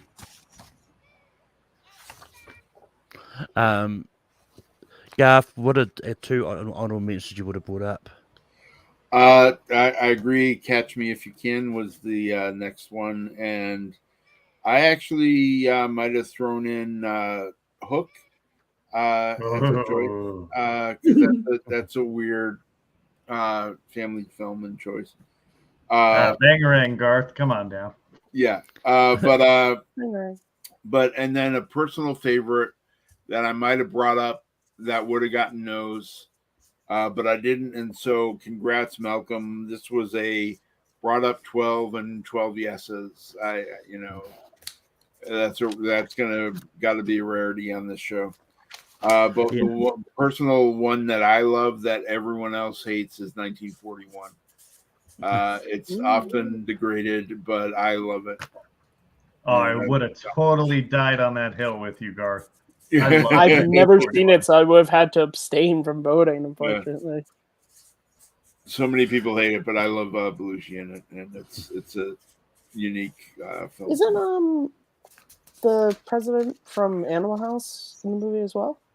That's Belushi. Maybe, yeah. No, that's not Belushi. Tim McGraw or something like that. Yeah, but not in a very notable role. Yeah. Oh, okay. But Stephen, what are a couple honorable mentions you would have brought up? I actually have several because I think he's made a lot more great movies. Amistad was already mentioned. Catch Me If You Can was already mentioned, and I do love Hook. I also love AI, artificial intelligence, The Post, Lincoln. The Temple of Doom is a lot of fun. I mean, we got the 2 correct Indiana Jones movies, but I still do love the Temple of Doom.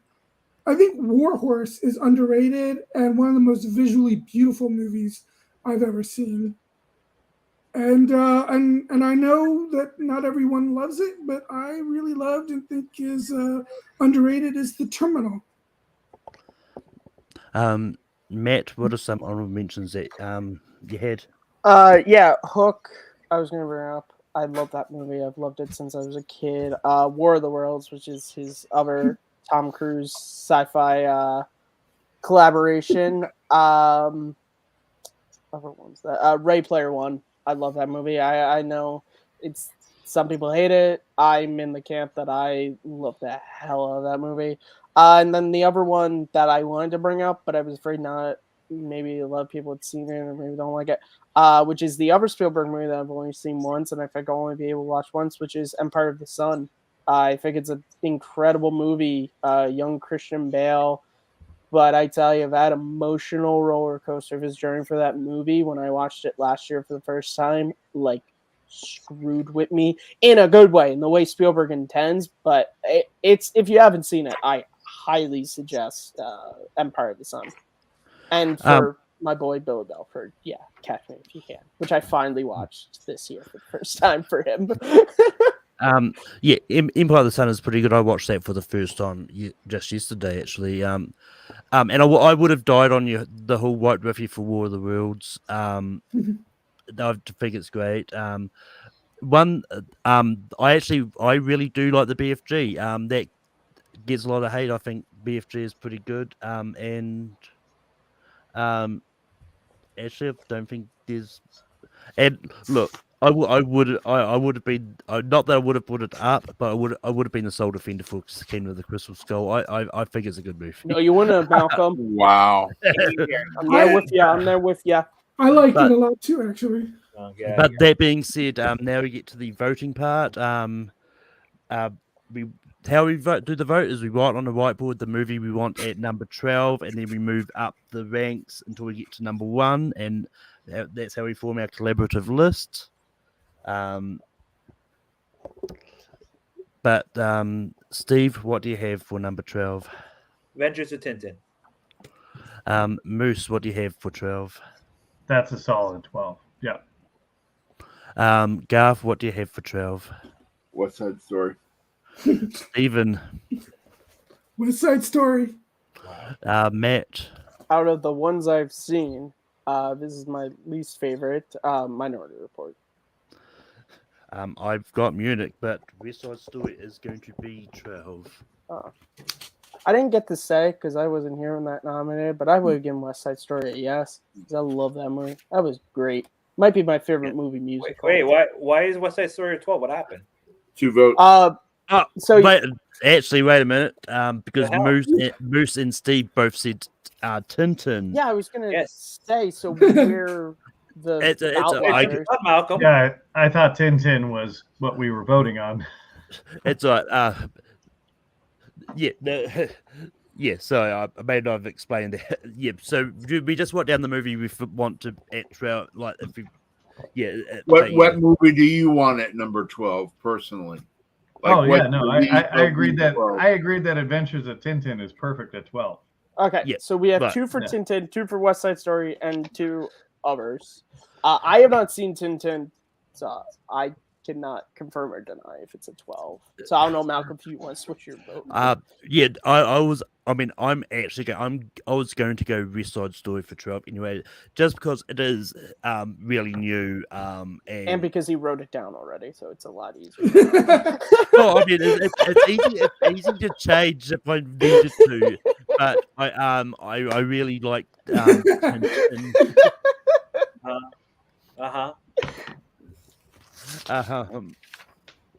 The Jets are gonna have their way tonight in the comment section tonight. It's like depending on. But anyway, Steve, what do you want for 11? Before I move on to 11, Shenanigans, and I'm still keeping Adventures of Tintin. What do you want for 11? Sorry, Steven. What was your vote? Tintin. He said Tintin again. Still Tintin. Tintin's still in the mix, huh? Okay. All right, yeah. Tintin. Garth. Munich. Stephen. I'll give it to Tintin. Matt. Come on, you know me. It's Minority Report. Munich. But this time it is going to be Tintin.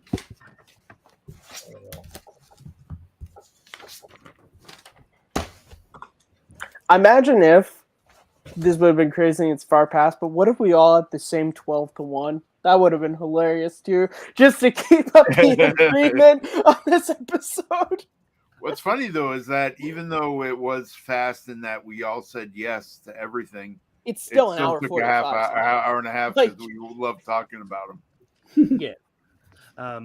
Somewhere out there, PJ Campbell's excited that we got Tintin on the list. Oh yeah, you're gonna have to send this to him and just piece this part out. He'll be so happy, Malcolm. But Garth, what do you have for 10? Sticking with Munich. Stephen. E.T. Matt. Minority Report. Munich. Steve. And Moose. E.T. You freaky fucker. We have a tie again, don't we?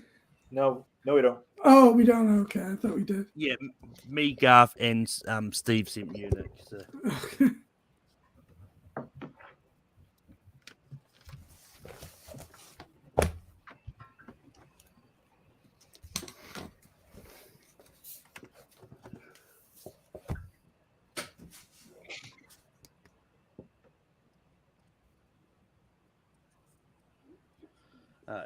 Stephen, what do you have for 9?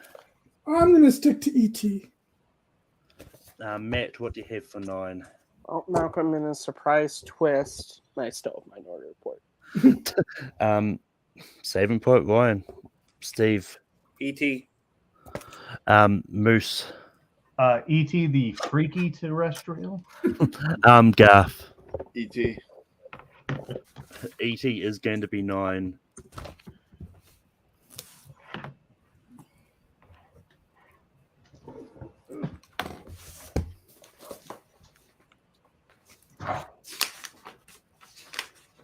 Oh, ouch. Ouch. Ouch. Would it be FT?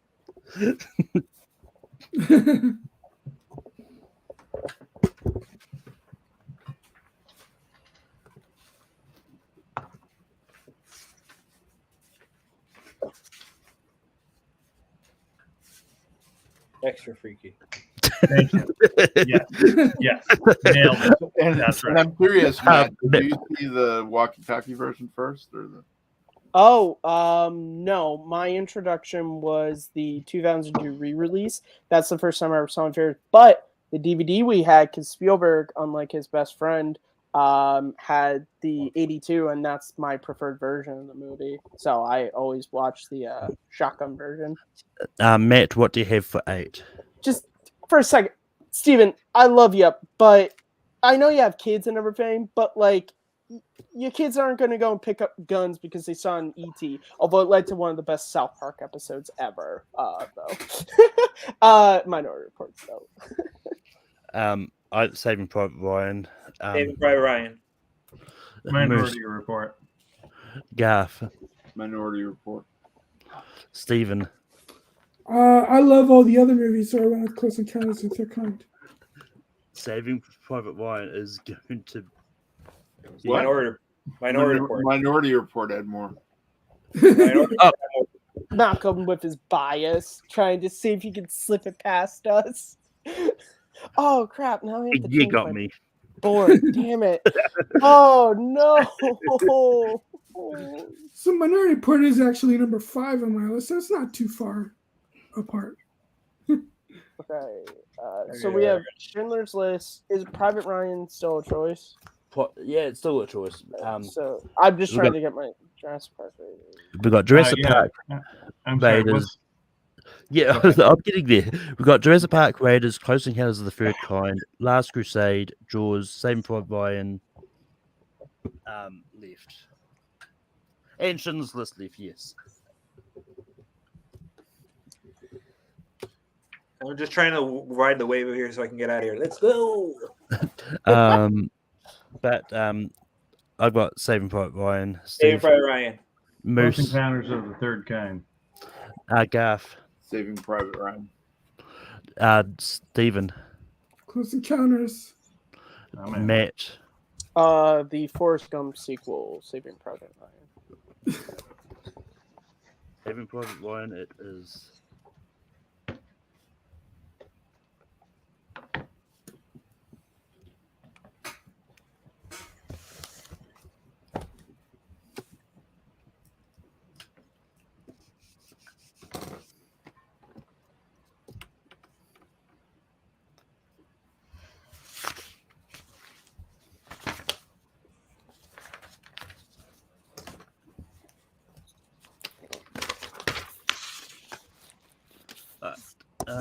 Steve, what do you have for Close 6? Encounters.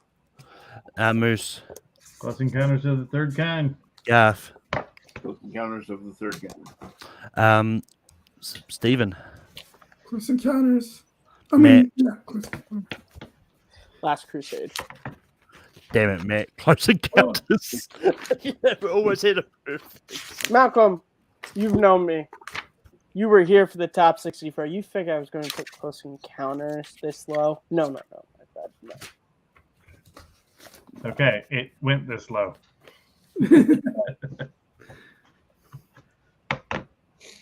You guys just haven't gotten your flash of light yet, and your face. I half mean, this is the sunburned. halfway. Listen, mark. you're the guy who Everyone's referred to Saving Private Ryan as Forrest Gump 2. Just quoting you. You can't say that Tom Hanks is not related to him. I'm just saying. Nope, he's Can't not. say he's not. You can't prove me wrong on that one. Oh, that's a conversation for another time, but I like the rest of these guys need to get out of here. Moose, what do you have for 5?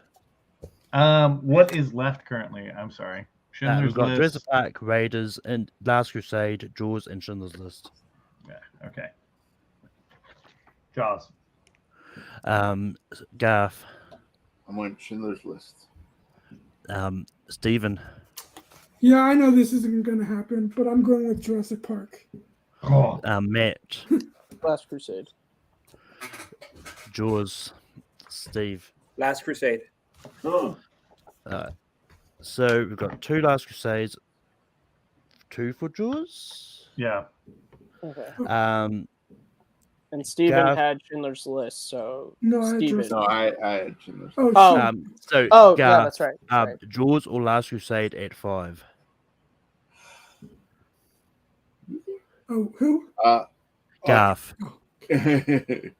Why isn't it on Stephen as well? What Well, is Stephen with? Well, It both of could you had something. Both of you had something different. So Of those 2, Last Crusade.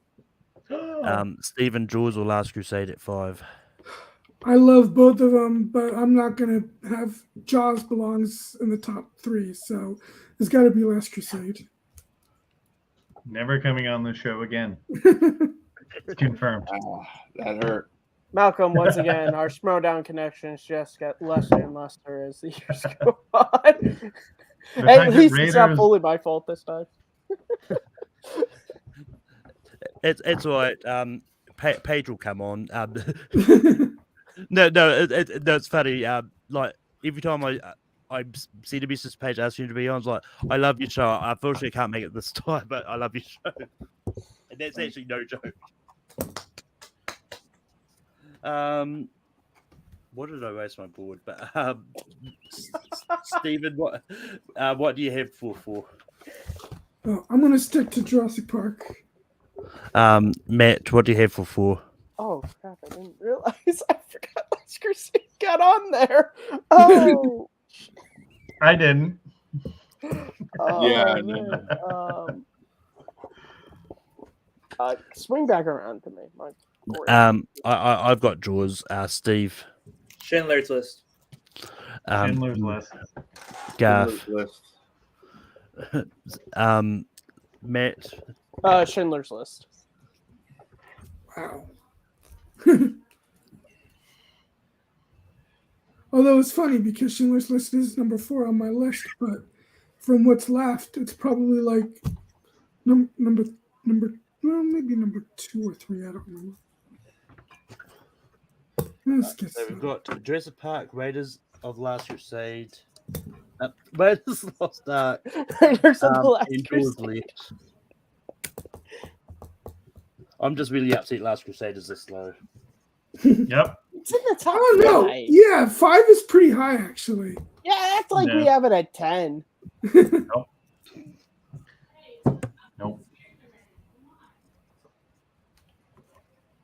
Once again, why did I waste my board? Steve, what do you have for 3? Jurassic Park. Moose. Jaws. Garth. Jurassic Park. Oh. Stephen. Matt. Jaws. Jaws. So we've got a 3 split and 3. vote. Yep. We actually get into the chat this time. Chat. Jaws or Jurassic Park? At 3, the first comment I see is the one that's going to be the decider. All right, Carl went with Jurassic Park. Yeah. Oh, nope, he retracted it. No, I mean it still showed up on my end. It's Jurassic Park. Let's go. he must have deleted one for some reason, but it's definitely here twice. It is going to be the one. Okay. All right, and now we put our number 1. Right? Because we're down to Yep. 2. Now we go to our number 1, which is either going to be Raiders or Jaws.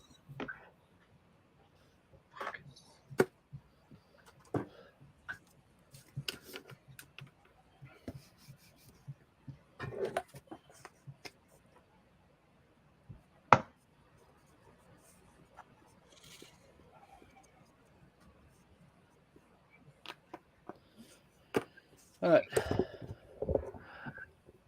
Steve, what do you have for number 1? Number 1 is Jaws, baby. Moose. I can't let that punk bitch Bruce win. Raiders of the Lost Ark. Garth. Raiders of the Lost Ark. Stephen. True the Holy Grail. I love that. Jaws. Matt. I had no clue where Moose was going with that when he's like, I can't let that punk bitch win. I was Bruce like, is the who's he referring to? Yeah, Bruce was the mechanical nickname for the shark. Sorry. Raiders of the Lost Ark. Before you said Bruce, I was like, who's he calling out on this panel? It's probably me, but I'm voting with him. No, yeah. Sorry. I should have said the mechanical shark, Bruce. So at the moment, I believe we've got 3 for Raiders, 2 for Jaws. Am I true? So, which means Raiders is moving on.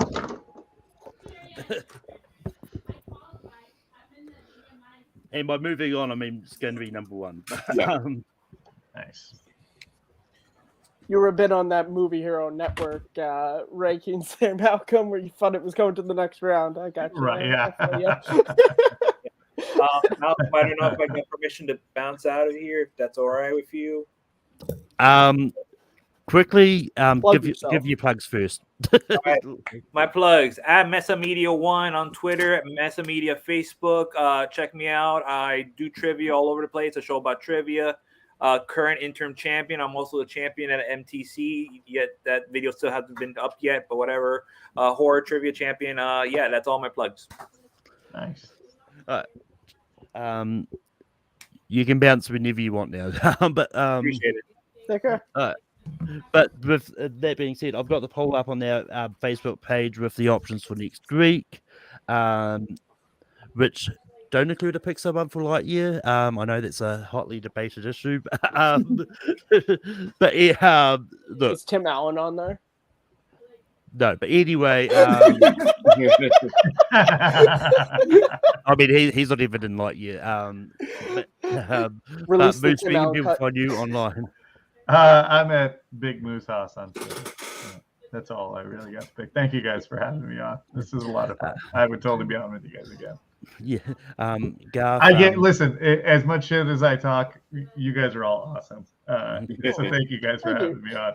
Thanks. I just like to throw it up a little bit, and I love to give so much reaction to movies that I love so much. You know, getting knocked down one peg.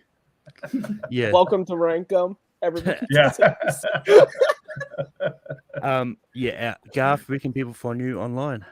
Garth McMurray on Instagram and or on Facebook and Twitter, and Garth_McMurray on Instagram because another Garth McMurray got there first. And that's where you can find all my comic book art. And other than that, I'm on various shows like this and movie trivia shows, and you'll always find me popping in the chat everywhere. I'm almost omnipresent. Yep. Stephen, where can people find you online? All over social media, and at Letterboxd at sShepherd82, where I just realized I looked at my Spielberg. I actually had already ranked my Steven Spielberg movies, and I just realized I never updated it back when I saw West Side Story when it was in theaters. So I have to update that list actually. But before I go to the next lot of plugs, there's something I've got to do. Oh. It is someone on this panel's birthday. He referenced it earlier. Yeah. So.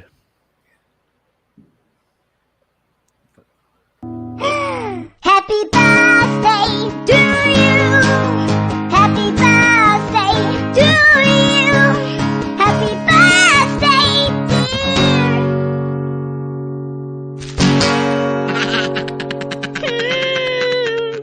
Happy birthday to you. Thank you very much, Malcolm. That was, I don't know what knockoff Minions that was, but that's pretty good. Thank you so much, sir. Thank you for having me on this. I know it was a last-minute addition, but this was so much fun because Steven Spielberg is my favorite director, so I love being able to talk about this. And you can find me on Twitter at Kearns_Matthew. You can find me on YouTube at MattMovies611, and right here as host of Second Look, my episode on Star Trek The Motion Picture. It's in the edit. Look forward to it. Hopefully next Friday coming out. And then after that, I have the next episode planned, which won't be for a bit, but it will be on my favorite fantasy movie of all time, which is Willow. We're not getting into that right now. Yes. Great choice. Also, you can find me on Simple Tricks and Nonsense with Abe, who was supposed to edit our episode on Armageddon, but like with many things, he forgot because he's like a doctor and stuff now. So I will be editing it, and that episode will be coming up soon. And also, I have a lot of stuff going on. I apologize. It's good for you left me for last, Malcolm. You can also find me and Manning Franks as we will soon be releasing our second part of our 6-part, 6-month retrospective on James Bond leading up to the 60th anniversary of Dr. No. Our episode for this month will be on the one, and I do mean the one and only, George Lazenby. Only got one and only. It will probably be the shortest episode of this series. Yeah. And you can find me at the end of this month, starting on, let me make sure I get the date correct, starting on Wednesday, June 29th. I've once again been asked to be a part of Iconicon, which is a great online convention where a lot of different content creators, we've all come together. There's going to be a lot of great panels, pre-produced videos. I have a video coming out on the importance of Joseph Campbell's The Hero's Journey using the lens of 1984's The Last Starfighter, and I'll be on a couple of panels. Go to iconicon.com. You can find the full schedule and links to everything on there. And please do me a favor. Please join my campaign to Pixar. Start hashtagging. Release the Tim Allen cut. Now, what is that? I want them to redub the Lightyear movie with Tim Allen. Okay? With Tim freaking Allen. Last Man Standing was canceled years ago. He's not doing anything. Get him in a booth and record it. Okay? Oh, he's also, doing stuff, but it's not get good. Buzz Lightyear Star Command on Disney Plus as well. That as well goes in with the release the Tim Allen cut Disney. Just do it. Do it. And you can also just find me here annoying Malcolm and fighting about Last Crusade and several other all the time. Also, I realised after looking at that screen with the number 3 Jurassic Park, I didn't recap the list. Wow. Our top 12 Spielberg movies at 12 we got West Side Story. At 11 we got Adventures of Tintin. At 10 we got Munich. At 9 we got E.T. At 8 we got the Minority Report. At 7 we got Saving Private Ryan. At 6 we got Close Encounters of the Third Kind. At 5 we got Indiana Jones and the Last Crusade. At 4 we got Schindler's List. At 3 we got Jurassic Park. At 2 we got Jaws. And number 1 is Raiders of the Lost Ark. You can find me on Take 3 Productions hosting Ranking every week. Next week will be whatever the topic of the winner of the poll will be. It could be Dakota Johnson movies, it could be movie spin-offs, it could be Chris Hemsworth movies, it could be Alanis Morissette songs. I cannot remember the 5th one that I put on that poll.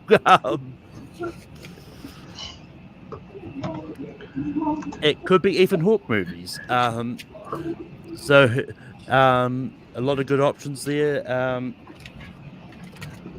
Ethan Hawke movies is probably the one I would go with. But that being said, I pop up on Movie Hero Network with tournament fights. I think I'm on Jordan's Top 128. That's coming out tomorrow, I think.